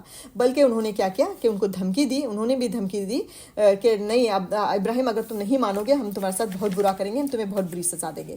تو جب یہاں پہ اس اسٹیج پہ بھی قوم نے جب بات نہیں مانی، حالانکہ وہ بچپن سے ان کے سامنے جو ہے دعویٰ کا کام کر رہے تھے، توحید کی دعوت دے رہے تھے، لیکن وہ جب نہیں مانے تو یہاں پر آ کر حضرت ابراہیم علیہ السلام الٹا ان کو جو ہے ایک دھمکی دے کر جاتے ہیں کہ میں تمہارے پیچھے ایک چال چلنے والا ہوں، جو کہ جس کے بارے میں سورہ بقرہ میں اللہ تعالیٰ فرماتا ہے. سورہ بقرہ کی آیت ہے جس میں اللہ تعالیٰ فرماتا ہے کہ انہوں نے حضرت ابراہیم علیہ السلام نے اپنی قوم سے کہا کہ اور اللہ کی قسم جب تم پیٹ پھیر کر چلے جاؤ گے تو میں تمہارے بتوں سے ایک چال چلوں گا. یعنی تم ایسے اتنا بڑا ڈیمو دینے کے بعد بھی تم نے بات نہیں مانی، تو میں ایک اور ڈیمو دوں گا تمہارے سامنے، اور میں دیکھو تمہارے بتوں کے ذریعے ہی تمہیں دوں گا تاکہ تمہیں پتہ چلے کہ یہ بتوں کی حیثیت کچھ نہیں ہے. جس طرح کہ ان سٹارز کی حیثیت نہیں ہے، اسی طرح ان بتوں کی بھی حیثیت نہیں ہے. میں یہ بھی تمہیں جو ہے سمجھا کر رہوں گا، بات بول کر رہوں گا. اس طرح سے انہوں نے دھمکی دی اور وہ لوگ وہاں سے چلے گئے. اس کے بعد دیکھیں کہ پھر آپ نے قسم کھا لی کہ جب لوگ جشن منانے چلے جائیں گے تو آپ ان بتوں کے بارے میں کوئی تدبیر کریں گے جنہیں وہ پوچھتے ہیں. تو لہٰذا پھر دوبارہ حضرت ابراہیم علیہ السلام سوچ اور فکر میں ڈوب گئے کہ کس طرح ان کو صحیح راستے پر لایا جائے. اب میں کیا کروں، کیا ایسا کروں. تو ذہین تو تھے ہی اور ایسے حاضر جواب بھی تھے، کھٹاکھٹ مطلب پوری کام جو ہے پلاننگ کے ساتھ کیا کرتے تھے. تو وہ اس چیز کے انتظار ہی میں تھے کہ کیسے دوں، کیا کروں. مطلب ایک لاجک بھی وہ چاہ رہے تھے کہ ان کے سامنے رکھوں، میں ان کے سامنے کہ وہ لاجواب ہو جائیں، وہ سوچنے پہ مجبور ہو جائے. مطلب کام ان کا یہ تھا، حضرت ابراہیم اسلام کا سب سے مطلب مین مقصد یہ تھا کہ وہ اپنے عقلوں کا استعمال کرے، اپنے سوچ اور فکر کا استعمال کرے. تو لہٰذا انہوں نے وہ سوچ میں تھے کہ ایک موقع ملا کہ سال میں ایک مرتبہ ان کے پورے قوم جو ہے وہ ایک جشن مناتی تھی، ایک عید کی طرح وہ کچھ قومی جشن تھا جس میں وہ کیا کرتے تھے، اپنے جتنے بھی وہ بت، جہاں پہ بت گھر تھا، جو بھی ان کی مندر تھی، اس کے تمام بتوں کو سنوارتے تھے، سجاتے تھے اور اس میں تمام نعمتیں ان کے سامنے رکھتے تھے. جس طرح آپ دیکھتے ہوں گے نا کہ کیسے مندروں میں پوجا کرتے وقت جو ہے فروٹ کی تھالیں، کھانوں کی تھالیں، پیسوں کی تھالیں، اس طرح تمام نعمتوں کی تھالیں جو ہے سجا کر انہوں نے وہ رکھ کر وہ کسی میدان میں جاتے تھے جہاں پہ ان کا جو میلہ لگا کرتا تھا. تو اس میلے میں شامل ہونے کے لیے انہوں نے کیا کیا، پورا سجایا مندر کو اور کھانا، بہت ڈھیر سارا کھانے کی چیزیں، فروٹس وغیرہ رکھ کر وہ نکل گئے. تو یہ بہترین موقع تھا. حضرت ابراہیم علیہ السلام کا دماغ وہاں پہ کام کیا اور انہوں نے سوچا کہ یہ بہترین موقع ہے ان کو بتانے کے لیے. تو انہوں نے کیا کیا، اور ان کا مقصد بھی کیا تھا کہ تمام کی تمام قوم جو ہے ایک ساتھ جو ہے متوجہ ہو اس چیز کے لیے. تو اسی وجہ سے انہوں نے اس میلے کا دن چوز کیا، اور جیسے تمام قوم جو ہے باہر نکلی میلے کے لیے تو وہ جو ہے اس میں داخل ہوئے، اس مندر میں داخل ہوئے جہاں پہ سارے بت رکھے ہوئے تھے. تھے, ساری نعمتیں رکھی ہوئی تھیں. تو اس کے بعد دیکھیں کیا ہوا. تو جیسے میں نے بتایا کہ حضرت ابراہیم علیہ السلام کو بچپن سے ہی اس بات پہ اعتراض تھا کہ یہ کھاتے نہیں, یہ پیتے نہیں, یہ بولتے نہیں. تو وہ ہمیشہ ہنستے بھی تھے اس بات پہ, یہ کیسے بت ہیں جن کے سامنے رکھا ہے, کھانا رکھا ہے آپ نے اور کھا بھی نہیں رہے. تو وہی انہوں نے گھستے ہی یہی ریاکشن دیا ایک دم ہنسی اور مذاق کا, کہا کہ الا تاکلون, تم کھاتے کیوں نہیں ہو, ما لکم لا تنطقون, تمہیں کیا ہو گیا کہ تم بولتے نہیں ہو, اتنا ڈھیر سارا کھانا رکھا ہوا ہے, کھاتے کیوں نہیں ہو. اس طرح مذاق سے انہوں نے وہاں پہ بات کہی, جو کہ سورہ صافات کی آیت میں اللہ تعالیٰ نے بیان فرمائی. پھر ان کی طرف مڑ کر انہوں نے کیا کیا, ایک کلہاڑی لی اور تمام بتوں کو جو ہے ایسے توڑ توڑ کر ٹکڑے انہوں نے پیسز کر, ایک نہیں مارا بلکہ پیسز کر دیے تمام بتوں کے, جس کے بارے میں اللہ تعالیٰ قرآن میں فرماتا ہے فجعلہم جزازا, یعنی انہیں توڑ کر ٹکڑے کر دیا. الا کبیر لہم لعلہم الیہ یرجعون, سوائے بڑے بت کے سب کو توڑ کر شاید کہ وہ اس کی طرف رجوع کریں. یعنی کہتے ہیں کہ انہوں نے جو ہتھوڑا لیا ہوا تھا, کلہاڑی جو لی ہوئی تھی, اس کو کیا کیا, سارے بتوں کو توڑنے کے بعد بڑے بت کے کندھے پہ لگا دیا, کہ تاکہ لوگوں کو ایسا محسوس ہو کہ بڑے بت کی کارستانی ہے. یہ سارا پھیلایا ہوا رایتہ جو ہے وہ بڑے بت کا ہے. تو لیکن دیکھیں کہ جب لوگ جشن سے واپس آئے, فارغ ہو کر جب میلے سے واپس آئے, اور انہوں نے دیکھا کہ اپنے ہے نا کہ جانے کے بعد پھر سے آئے وہ درشن کرنے کے لیے اپنے بتوں کی, تو اس درشن کے لیے جب آئے تو انہوں نے دیکھا کہ معبودوں کی درگت بنی ہوئی ہے, پورے ٹوٹ پھوٹ کر چور پڑے ہوئے ہیں, اور بڑے بت کے کندھے پہ جو ہے وہ کلہاڑی لگی ہوئی ہے. تو انہوں نے جھٹکے سے کہا من فعل ھذا بآلہتنا, ہمارے معبودوں کے ساتھ یہ معاملہ کس نے کیا. اب یہاں پہ نوٹ کیجئے کہ یہ ان کا یہ جو جملہ ہے, ہمارے معبودوں کے ساتھ کس نے کیا, یہ جملہ ہی بتا رہا ہے کہ وہ کتنے بے عقل تھے, کتنا وہ اپنے عقل کا استعمال کرتے تھے, کتنے بے وقوف قوم تھے, کہ وہ مطلب ایک بے جان بے سود پتھروں کا اس حالت کو دیکھ کر ان کو یہی سمجھ جانا چاہیے تھا کہ یہ کتنے بے بس پتھروں کو ہم پوجا کرتے تھے, جو کہ ٹوٹ پھوٹ کر پڑ گئے. ان کے پاس اتنی قوت بھی نہیں تھی کہ اپنا دفاع کر سکے, اپنے آپ کو بچانے کے لیے کوئی قدم اٹھا سکتے, کوئی آواز ہی لگا دیتے ہم آ جاتے. تو یہ سمجھنا چاہیے تھا نا ان کو, اس درگت کو دیکھ کر, اس منظر کو دیکھ کر, ٹوٹے پھوٹے بتوں کو دیکھ کر. لیکن نہیں, چونکہ وہ اپنے عقل کا استعمال نہیں کرتے تھے, اسی وجہ سے انہوں نے یہ سوال کیا کہ من فعل ھذا بآلہتنا, ہمارے معبودوں کے ساتھ یہ معاملہ کیسا ہوا. تو یہیں پہ ان کی عقل جو ہے ہمیں سمجھ میں آ جاتی ہے. تو پھر آپس میں وہی قوم کے لوگ کہنے لگے, ہم نے ابراہیم کو سنا تھا کہ وہ کچھ برا کرنے والا ہے ہمارے بتوں کے ساتھ. پھر لوگوں نے کہا اچھا ٹھیک ہے, ابراہیم کو بلاؤ, یعنی اسے بڑے اجتماع میں لوگوں کے سامنے حاضر کرو, تاکہ وہ سب لوگ اس کی بات سنیں اور اسے ملنے والی سزا دیکھ سکیں. تو چونکہ حضرت ابراہیم ان کا کیا مقصد تھا کہ پورے مجموعے کے سامنے جمع کرو, تاکہ اس کی عبرت جو ہے, اس کی سزا سے لوگ عبرت حاصل کریں, اور کوئی ہمارے بتوں کے ساتھ ایسا معاملہ آئندہ نہ کرے. ان کا یہ مقصد تھا. لیکن حضرت ابراہیم علیہ السلام کا پہلے ہی یہ پلان تھا کہ تمام لوگ ایک جگہ جمع ہوں, پھر میں ان کو لاجواب کروں, ہے نا. یہ ان کی پلاننگ کا ایک حصہ تھا کہ انہوں نے اسی وجہ سے انہوں نے میلے کا دن چنا, اور پورے بتوں کی مندر, ایک بت کو انہوں نے نہیں توڑا کسی کے گھر میں جا کر, بلکہ جو بتوں کی جو بڑی مندر تھی اس میں جا کے سارے بتوں کو توڑا. تو اسی مقصد کے تحت کہ تمام لوگ جمع ہوں اور تمام لوگ ایک ساتھ جو ہے وہ لاجواب ہو سکیں. تو جب سب لوگ جمع ہوئے اور ابراہیم کو بھی جب بلایا گیا, تو انہوں نے بات اس طرح سے شروع کی, انت فعلت ھذا بآلہتنا یا ابراہیم, اے ابراہیم کیا ہمارے معبودوں کے ساتھ تم نے یہ کام کیا ہے. تو انہوں نے ابراہیم کا کیا جواب تھا, دیکھیں کہ ایک دم کاری ضرب انہوں نے ان کے دماغوں پہ لگائی, کہ انہوں نے کہا قال بل فعلہ کبیرہم, نہیں بلکہ آپ جو ہے یہ بڑے بت سے کیوں نہیں پوچھ لیتے. بلکہ کیا کہا کہ ابراہیم نے کہا کہ نہیں, بلکہ یہ ان کے بڑے بت نے کیا ہے, اگر یہ بولتے ہیں تو ان سے پوچھ لو, ہے نا. تو پھر وہ سوچنے پہ مجبور ہو گئے کہ تھوڑی دیر کے لیے کچھ سیکنڈ وہ خاموش ہو گئے کہ ارے ہاں یہ تو ہمارے بت ہیں, ہم ان سے کیوں نہیں پوچھ لیتے. تو اس کا مطلب ہے کہ تم جب ان کی پوجا کرتے ہو, جب ان کو معبود مانتے ہو, تو ان سے پوچھو کہ کس نے کیا ان کا یہ حال. تب جو ہے پھر شیطان نے ان کو دوبارہ سے جو ہے ان کا کیا ان کے دماغوں میں ڈالا کہ یہ کیسے بول سکتے ہیں. پھر انہوں نے الٹا ہی, حضرت قتادہ کی روایت ہے کہ وہ کہتے ہیں کہ یعنی وہ حیرت زدہ رہ گئے کہ کیا جواب دیں. انہوں نے شرم سے جو ہے سر بھی جھکا لیے اور انہوں نے بولا کہ لقد علمت ما ہؤلاء ينطقون, تم جانتے ہو کہ یہ بولتے نہیں ہیں. پھر جب جو جواب چاہیے تھا حضرت ابراہیم علیہ السلام کو, وہی جواب قوم نے دیا کہ تم تو جانتے ہو کہ وہ بولتے نہیں ہیں. پھر حضرت ابراہیم علیہ السلام نے اپنی تقریر شروع کی کہ جب تمہیں پتہ ہے کہ جیسے کہ سورہ انبیاء کی آیت ہے, اس میں اللہ تعالیٰ فرماتا ہے کہ حضرت ابراہیم علیہ السلام نے اس کے جواب میں ان سے کہا یہ تھا پوائنٹ جہاں پہ حضرت ابراہیم السلام کو ان کے سامنے توحید کی دعوت رکھنی تھی. انہوں نے کہا کہ پھر تم اللہ کو چھوڑ کر ایسی چیزوں کو کیوں پوچھتے ہو جو تمہیں نہ کچھ فائدہ دے سکتے ہیں اور نہ کوئی نقصان پہنچا سکتے ہیں. افسوس ہے تم پر اور جن کو تم اللہ کے سوا پوچھتے ہو ان پر بھی کہ تم عقل سے کام نہیں لیتے. یہیں پہ پھر دوبارہ انہوں نے عقلوں کو جھنجھوڑا کہ سوچو، غور و فکر کرو کہ جو بولتے نہیں، تم مان رہے ہو کہ یہ بولتے نہیں ہیں، تو پھر تم خدا کیسے مان سکتے ہو ان کو. تو اس طرح ذہانت کے ساتھ اس طرح انہوں نے اسٹیپ بائی اسٹیپ ان کے جھنجھوڑوں کو، ان کے عقلوں کو جھنجھوڑنے کی کوشش کی کہ تم بھی مخلوق ہو اور یہ تمہاری بنائی ہوئی مخلوق ہے، یعنی کہ تخلیق کی ہوئی چیزیں نا، انہوں نے اپنے ہاتھوں سے تراشی ہوئی چیزیں ہیں نا تمہاری، تو یہ تمہاری مخلوق ہے، تم اللہ کی مخلوق ہو، اور تو کیسے تم اپنی مخلوق کو جب کی پوجا کرتے ہو. اس کا کیا مطلب ہے کہ اگر تمہیں انہیں پوجنا درست ہے تو یہ بھی درست ہونا چاہیے کہ وہ تمہیں پوجے، کیونکہ مخلوق ہونے کے لحاظ سے دونوں برابر ہے نا.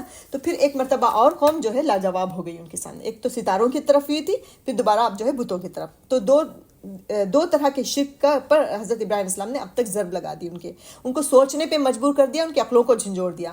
تو یہ بے سود پتھر کے بت ہمارے خدا کیسے ہو سکتے ہیں، وہ سوچنے پہ مجبور ہوئے. اس وقت انہوں نے سوچا بھی، لیکن پھر تھوڑی دیر میں پھر وہی بات کہ ان کے ذہنوں میں غالب آ جاتی ہے کہ لیکن اس کو تو ہمارے ماں باپ پوچھا کرتے تھے، وہ کیسے غلط ہو سکتے ہیں. پھر شیطان نے ان کے اوپر دوبارہ یہ غالب کر دیا یہ خیال کہ نہیں ابراہیم صحیح نہیں ہو سکتے، چاہے کچھ بھی بول رہا ہو، چاہے یہ بولتے نہیں ہو، چاہے کھاتے نہیں ہو، چاہے سنتے نہیں ہو، لیکن ان کو پوچھتے تو ہمارے ماں باپ ہی تھے، وہ کیسے غلط ہو سکتے ہیں، آبا و اجداد کبھی غلط نہیں ہو سکتے. تو یہی خیال ان کا پھر سے غالب آیا اور انہوں نے پھر سے حضرت ابراہیم السلام پر پورے کی پوری قوم ٹوٹ پڑی کہ نہیں اب تو تمہیں سزا ملنی چاہیے، تم نے اتنا سخت جو ہے قدم اٹھایا ہمارے معبودوں کے خلاف، اتنی بری درگت کی ان کی، تو ہم تمہیں سزا دیں گے ہی، اور یہ سزا تو جو ہے ہم حکومت کے ذریعے تمہیں دلائیں گے.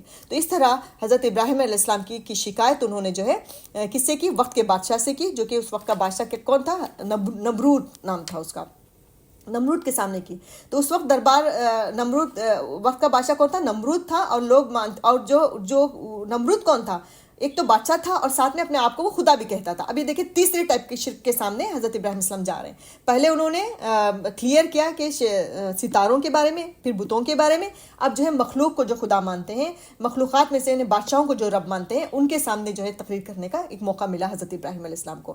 تو ابراہیم علیہ السلام کو جب نمرود کے سامنے پیش کیا اور بتایا کہ ابراہیم ایک لڑکا ہے جو دوسرے خدا کا ذکر کرتا ہے، تو اب یہ نمرود کے لیے بھی ایک بہت بڑا چیلنج تھا، کیونکہ اس کی کرسی، اس کی سلطنت، سب کچھ داؤں پہ لگ سکتی تھی، ہے نا، کیونکہ ایک بہت بڑا بادشاہ تھا. وہ اپنے آپ کو خالق مالک کہنے کا، خالق تو نہیں رب ہونے کا دعویٰ وہ کیا کرتا تھا. تو لہٰذا ابراہیم السلام کو گرفتار کر کے اس وقت کے بادشاہ نمرود کے سامنے پیش کیا گیا. اس وقت جو ہے دربار بھی بھرا ہوا تھا، تمام لوگوں کو پتہ چل گیا تھا، پوری کی پوری قوم، بڑے بڑے سردار وہاں پہ موجود تھے، بادشاہ خود موجود تھا، اور ہر طرف جو ہے ابراہیم السلام کا چرچا تھا. اب نمرود کے لیے بھی ایک بہت بڑا چیلنج تھا کہ ابھی کسی طرح سے بھی اس کو جو ہے جھوٹا ثابت کیا جائے، جس کے سلسلے میں دیکھیں سورہ بقرہ میں اللہ تعالیٰ نے اس کا پورا بیان فرمایا ہے. سورہ بقرہ کی 168 آیت نمبر میں اللہ تعالیٰ فرماتا ہے، 258 آیت نمبر میں اللہ تعالیٰ فرماتا ہے، جس کا ترجمہ ہے کہ پروردگار کے بارے میں جھگڑنے لگا، بھلا تم نے اس شخص کو نہیں دیکھا جو اس غرور کے سبب سے کہ اللہ نے اس کو سلطنت بخشی تھی، ابراہیم سے پروردگار کے بارے میں جھگڑنے لگا، یعنی کہ نمرود بادشاہ. جب ابراہیم نے کہا میرا پروردگار تو وہ ہے جو زندہ کرتا ہے اور مارتا ہے، وہ بولا کہ زندہ کرنا اور مارنا تو میں بھی کر سکتا ہوں. ابراہیم نے کہا کہ اللہ تو سورج کو مشرق سے نکالتا ہے، تو اسے مغرب سے نکال دے. یہ سن کر کافی ششد رہ گیا، اور اللہ تعالیٰ ظالم لوگوں کو ہدایت نہیں دیا کرتا. تو دیکھیں کہ یہ جو بادشاہ ہے نا، تو اس کے بارے میں کہا جاتا ہے کہ یہ پوری دنیا پر حکومت کرتا تھا. تھوڑا سا اس بادشاہ کی طاقت کے بارے میں جان لیجئے کہ ایسے طاقتور بادشاہ کے سامنے بھی حضرت ابراہیم علیہ السلام اپنے مشن سے 1 انچ پیچھے نہیں ہٹے، اپنے ارادوں میں وہ بالکل کمزور نہیں پڑے. وہ کیسا بادشاہ تھا کہ پوری دنیا پر حکومت کرتا تھا، صرف ایک عراق کے علاقے میں ہی نہیں حکومت تھی اس کی، بلکہ پوری دنیا میں اس کی حکومت تھی. کیونکہ علماء کے قول کے مطابق 4 بادشاہوں نے پوری دنیا پر حکومت کی ہے، جن میں 2 مومن تھے اور 2 کافر. مومن کون تھے؟ ایک ذوالقرنین بادشاہ تھے اور ایک حضرت سلیمان علیہ السلام تھے، جنہوں نے پوری دنیا پر حکومت کی. اور 2 کافر بادشاہ تھے جنہوں نے پوری دنیا پر حکومت کی، ایک تو یہ نمرود تھا اور دوسرا بخت نصر نام کا ایک بادشاہ تھا. تو علماء فرماتے ہیں کہ نمرود مسلسل 400 سال بادشاہ رہا، 400 ایئرز تک. سوچے اتنے سال تک اگر کوئی سلطنت پر رہا تو اس کی گھمنڈ، اس کے تکبر، اس کی گناہوں کا کیا عالم ہوگا. وہ نہایت سرکش، ظلم کرنے والا اور تکبر میں مبتلا بادشاہ تھا. آخرت کے بجائے اس کی چاہت کیا تھی؟ دنیا کا حصول، دنیا کو حاصل کرنا. میری بات مانے، جو ان میں اس کا ڈر اور خوف لوگ کی وجہ سے لوگ اس کو رب مانتے تھے، ہے نا. جب اسے حضرت ابراہیم السلام نے وحدت کی دعوت دی، توحید کی دعوت دی، تو اس نے اپنی جاہلت کی بنیاد پر خالق کا انکار کر دیا. چنانچہ ابراہیم السلام نے اس سے بحث کی. پورا کنورزیشن اللہ تعالیٰ نے اس میں لکھا ہے کہ قتادہ بیان کرتے ہیں کہ اس کے سامنے 2 آدمی پیش کیے گئے. تب جب اس نے حضرت ابراہیم علیہ السلام نے جب گئے پورے بھرے دربار میں، اس سے بولا نا کہ اللہ واحد کی عبادت کر، تو اس نے پوچھا کہ کیا ہے تیرے اللہ کی خاصیت؟ تو اس نے کہا وہ زندہ کرتا ہے، وہ زندگی دیتا ہے، وہ موت دیتا ہے نا. تو وہ بیوقوف بادشاہ نے سمجھا کہ مارنا اور ایسے فری کر دینا جو ہے یہ صفت سمجھ کے اس نے کیا کیا، 2 لوگوں کو بلایا جو اس کے جیل میں قید تھے، جس میں سے ایک کا فیصلہ ہو چکا تھا سزائے موت کا. ایک جو قیدی تھا اس کے حق میں فیصلہ ہو گیا تھا کہ اس کو پھانسی دی جائے گی، اور ایک قیدی تھا جس کو رہا کرنے کا، فری کرنے کا فیصلہ ہو چکا تھا. تو ایسے 2 قیدیوں کو بلاتا ہے، جس کو فری کرنے کا تھا اس کو وہ مار دیتا ہے، اور جس کو پھانسی دینے کی تھی اس کو وہ آزاد کر دیتا ہے.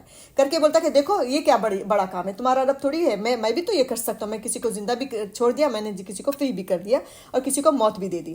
تو حالانکہ دیکھیے کہ بادشاہ کی اس بیکار کی دلیل سے نہ حضرت ابراہیم علیہ السلام مطمئن ہوئے، نہ اس وقت کے دربار میں جتنے بھی لوگ تھے وہ بھی مطلب اندر سے ہنسی رہے ہوں گے کہ یہ کیسی عجیب سی دلیل ہے. کیونکہ حضرت ابراہیم علیہ السلام کا کیا مطلب تھا کہ زندگی اور موت اللہ تعالیٰ دیتا ہے، اللہ کی ذات دیتا ہے. اس کا کیا مطلب ہوتا ہے کہ وجود بخشنا. اگر اللہ تعالیٰ کسی کو زندگی دے رہا ہے تو کہاں سے اس کا پروسیس شروع ہوتا ہے؟ ایک عورت کے پیٹ میں اس کے انڈے بنتے ہیں، مرد سے نطفہ نکلتا ہے، پھر جا کے ایک 9 مہینے کا پروسیس ہوتا ہے، پھر وہ بچہ باہر آتا ہے. وہ باہر آنے تک ہو سکتا ہے اللہ تعالیٰ اس کو پیٹ میں ہی مار دے، یا جو ہے انیشیل پریگنینسی میں ہی اس کی موت ہو سکتی ہے، یا باہر ڈیلیوری کے ٹائم پہ مر سکتا ہے، 2 سال 3 سال میں مر سکتا ہے. یہ مقصد تھا حضرت ابراہیم علیہ السلام کا بتانے کا. لیکن یہ تھا تو بے وقوف، وہ عقل کا استعمال کرتا نہیں تھا، اسی لیے بے تکی سی ایک ایگزامپل اس نے لوگوں کے سامنے دے دی جو کہ انف نہیں تھی، نہ لوگوں کو سمجھنے کے لیے، نہ حضرت ابراہیم علیہ السلام کے لیے. تو اس وجہ سے حضرت ابراہیم علیہ السلام نے آگے جا کر جو ہے ایک اور ان کے سامنے رکھی کہ ٹھیک ہے، اگر تم اپنے آپ کو خالق سمجھتے ہو، تم اپنے آپ کو رب سمجھتے ہو، تو میرا رب کیا ہے کہ وہ سورج کو جو ہے مشرق سے ہمیشہ سے مشرق سے سورج کو طلوع کرتا ہے، تو مغرب سے نکال کر دکھا. اگر تو کہتا ہے کہ تو رب ہے، تو ہر چیز پر قادر ہے، تو یہ کام کر کے مجھے دکھا. سورہ بقرہ کی آیت ہے کہ اللہ تعالیٰ قال ابراہیم فإن اللہ یأتی بالشمس من المشرق فأتی بها من المغرب. ابراہیم نے کہا کہ اللہ تو وہ ہے جو سورج کو مشرق سے نکالتا ہے، لہٰذا تو اسے مغرب سے نکال کر دکھا. تو یہاں پر آ کر وہ جلا جواب ہو جاتا ہے، اس کو سمجھ میں نہیں آتا کہ اب کیا کیا جائے، میں کیسے جواب دوں، کیسے سورج کو نکال کر دکھائے گا، کیسے وہ مغرب سے نکال دے گا. تو اس وقت وہ ایک پوائنٹ تھا جہاں پہ جو ہے دوبارہ سے قوم سوچنے پہ مجبور ہو جاتی ہے. پورے جتنے دربار سے بھرے ہوئے لوگ تھے، لوگوں سے بھرا ہوا جو دربار تھا، وہ تمام لوگ سوچنے میں مجبور ہو جاتے ہیں. لیکن وہی دوبارہ سے شیطان نے کیا فوراً جو ہے بادشاہ اور جو بڑے بڑے امیر جو بادشاہ کے مقرب لوگ ہیں، جن کی تمام کرسیاں جو ہے اس وقت داؤ پہ لگی ہوئی تھی، اگر ابراہیم کو پوری قوم مان لیتی تو ان کی سلطنت ختم ہو جاتی. تو لہٰذا فوراً انہوں نے کیا چلانا شروع کر دیا کہ یہ کیسا انسان ہے، یہ کیسا لڑکا ہے جو بادشاہ کی بھی تحقیر کرتا ہے، ہمارے بتوں کی تحقیر کرتا ہے، ہمارے سٹارز خداؤں کو جو ہے حقارت سے دیکھتا ہے، اس کو جو ہے آگ میں ڈالو. فوراً جو ہے فیصلہ سنا دیتے ہیں. ابھی لوگ سوچنے میں رہتے ہیں کہ ہنگامہ برپا کر دیتے ہیں دربار میں کہ اب اس کو جو ہے بڑی سے بڑی اور سخت سے سخت سزا دی جائے. تو لہٰذا ان کو آگ میں پھینکنے کی سزا جو ہے تجویز کی جاتی ہے. انشاءاللہ دیکھیں اب ہم اگلی کلاس میں جو ہے آگے کی بات بتاؤں گی کہ بہت اچھے پوائنٹ ہیں، بہت دلچسپ ان کا واقعہ ہے، اور بہت اچھے اور بڑے اسباق ہیں جو ہمیں اپنی زندگی میں ہم لوگوں کو بہت ضروری ہے ان سب چیزوں کی. تو کس طرح وہ اپنے توحید پر قائم رہے اتنے سخت ماحول میں، اتنے سخت لوگوں کے بیچ میں، پوری زندگی ان کی کیسی جو ہے کٹھن رہی، آزمائشوں سے بھری رہی، اور کیسے انہوں نے آزمائشوں کا سامنا کیا. تو یہ بہت اچھی سٹوری ہے جس سے ہم بہت ساری چیزیں حاصل کر سکتے ہیں. تو لہٰذا ٹائم ہو چکا ہے، اس وجہ سے میں اب یہاں پہ ختم کرتی ہوں. انشاءاللہ اگلی کلاس میں ہم آگے کا پڑھیں گے. اللہ تعالیٰ مجھے اور آپ کو، ہم سب کو جو ہے انبیاء کی زندگی سے اچھے اسباق لینے والا، اس پر عمل کرنے والا بنائے. وآخر دعوانا الحمدللہ رب العالمین. سبحانک اللہم وبحمدک نشہد ان لا الہ الا انت نستغفرک ونتوب الیک. السلام علیکم ورحمۃ اللہ وبرکاتہ.